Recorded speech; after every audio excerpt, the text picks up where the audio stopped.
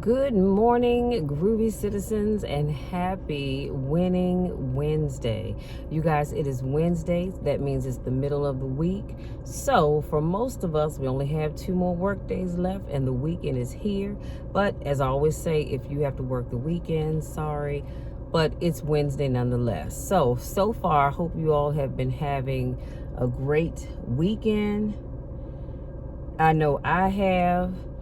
But it's been a rough one. And gentlemen, you all won't understand this, so I'm not going to unpack it a whole lot. But ladies, if you have not gone through the change, i.e. menopause yet, y'all know exactly what I'm talking about. So this has been a really, really rough week. We're going to leave it at that, but it's going to get better. Now, let's jump into today's topic. And today's topic is, y'all, it is so powerful. It is just one word: courage. Courage, that's it. So this quote that I'm going to read to you, it's by Bishop T.D. Jakes. And so I want to read it to you in its entirety, and then we'll unpack it a little bit. And so he says, you have to have the courage. Do you have the courage to act outwardly on what you see inwardly? Or will you die a dreamer? And I want you to really think about that. Do you have the courage to live your dreams, or will you just die a dreamer? I.e., meaning that you're on your deathbed and you're thinking about all the things that you wanted to do, but you never did because you were too afraid. I want you to think about that. Will you die on the verge and on the edge and in the land of could've, would've, and should've? Come on now. Y'all know what I'm talking about. There are people that live on those 3 streets, on those 3 avenues, on those 3 boulevards. I could have done this had I not been afraid. I should have done that had I not been afraid. I would have done the other if I had not been afraid. Do you have the courage? It takes courage to be successful. And that's what I need you to really understand. It takes courage to be successful. So all the people that you know that have achieved success in whatever area they've achieved it in, guess what? It took courage. They didn't get there because they were afraid. Well, they might have been afraid, but it took courage for them to just say, okay, you know what? I'm afraid, but I'm going to do this anyway. Because if I don't, I could be missing out on a wonderful opportunity. But it takes courage to be successful. And then he said, it's far easier not to be successful. Misery will always have company. Come on now. Y'all know I'm telling the truth. Misery will always have company, because misery is always looking for company, and it will find it. Success breeds contempt. If you don't want to make waves, be mediocre, be normal, and fit in. And if you're more concerned about people than you are God, then neutralize everything he put in you. Just fit in with everybody else. Dress like them, walk like them, act like them, eat like them, go where they go, think like they think, do what they do. And once you've neutralized your uniqueness, you don't need courage. It takes courage to be different. It takes courage to go where you've never gone before. It takes courage to get you outside of the box. It takes courage to be successful. It takes courage to win. People don't talk about people that don't win. If you win, they are going to talk about you. Do you have the courage to stand there though the storms keep raging and the people get to talking, and you stand there and say, I've come too far to turn around? But do you have the courage? It takes courage to be exceptional. It takes courage to be wise. It takes courage to be rich. It takes courage to be educated. It takes courage to be knowledgeable, because the moment you do, people want to say, oh, you don't talk like you used to. You don't act like you used to. It takes courage. Let me put a pin right there. Y'all know I'm telling the truth. You ever see somebody, and maybe you've done it to someone before, I can't say that I have, but I'm not going to say I didn't either, where somebody, they now have something different going on. And so all of a sudden they start acting differently. They don't hang out where they used to hang out. They don't talk the way they used to talk. They don't hang out with the people that they used to hang out with. Why? Because they're doing some new things. And, you know, people will call you out. Oh, you think you all of this because you have that. You think you all of that because you have the other. No, guess what? You just have courage. And you use that courage to stand out on faith to do something different. And that's why they're talking about you.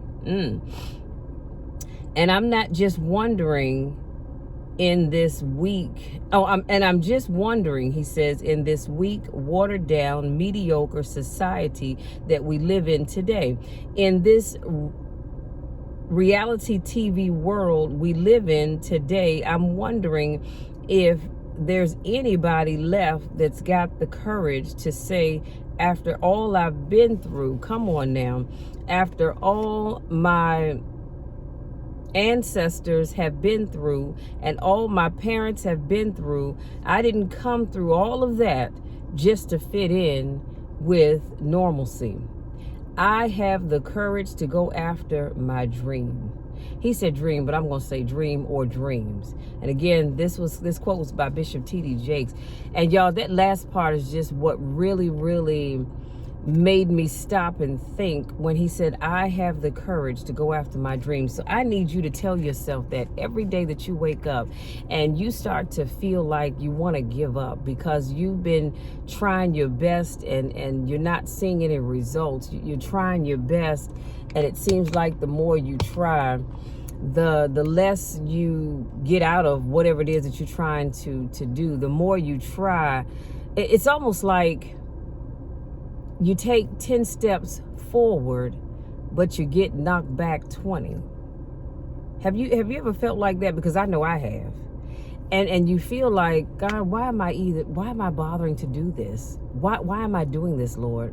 Because the more I try, the closer I get to my goal, the further back I get pushed.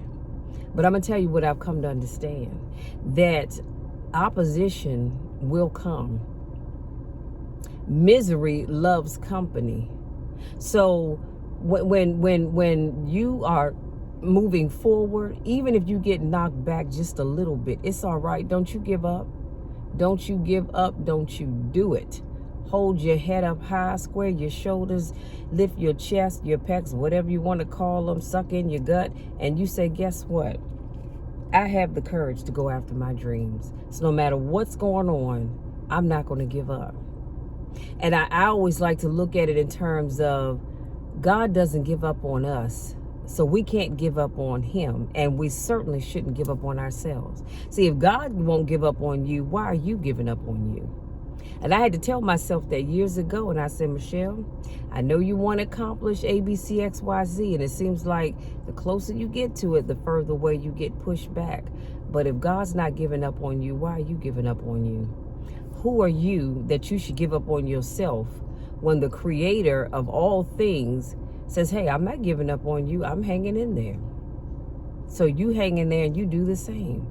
That's what I want you to do. So if you want to live a more courageous life, I have 5 points that I'm going to give you, and I'm going to bid you good day. The number one is embrace confidence. So from time to time, you need to open up and become more vulnerable. Now, I'm going to tell you something. It took a long time for me to get to that point, because I was that person that I would never leave myself vulnerable. But then I realized that in order for me to live the life that I wanted to live, and for doors to open up for me, I had to be a little vulnerable. So I had to open up that door and allow myself to be vulnerable so that I can embrace my confidence. And I was so happy that I did. Number two, admit you have some fears. See, I think a lot of times we don't want to admit that we have some fears because we want people to think we have it all together. And guess what? The reality is that we all have fears. It doesn't matter who you are, what your last name is, where you grew up, who your parents are, or as they say, who your mom and daddy is. None of that matters. Doesn't matter what you drive, how many kids you have or don't have. Everybody has fears of some kind. I can be honest with you when I tell you that I am afraid of spiders. I am afraid of snakes. I'm afraid of a lot of things, but those two off the top of my head that I can think of, I truly have a fear of those things. So look down inside of you and ask yourself, what are you truly afraid of? You can't overcome what you won't acknowledge. And that's it right there. We can have the benediction going on home.